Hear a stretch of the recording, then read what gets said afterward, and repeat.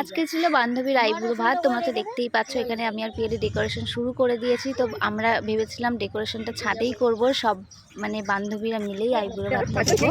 তো পিয়ালি আমার হাতে হাতে এখানে ফুল গুছিয়ে দিচ্ছিল।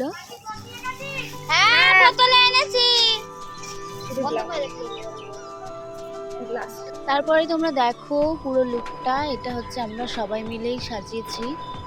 তো এটা ছাদের উপরেই দিয়েছি, ওরও খুব পছন্দ হয়েছিল যাকে আইবুড়ো ভাত দিয়েছি।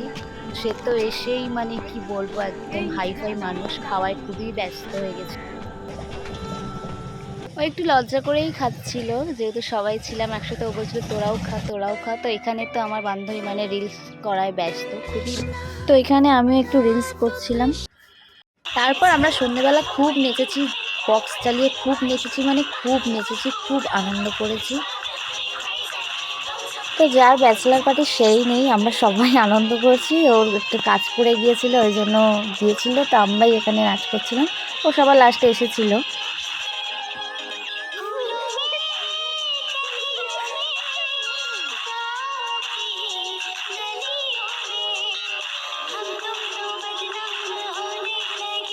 তো সবার শেষে আমার যা কাজ থাকে সব ঝেঁটিয়ে বিদায় করা। তো ছাদটা খুব বাজে অবস্থা হয়ে গেছিলো, এত ফুল কুচিয়েছিলাম আমরা, মানে ফুলে একদম চাটনি হয়ে গেছিলো ছাদটা।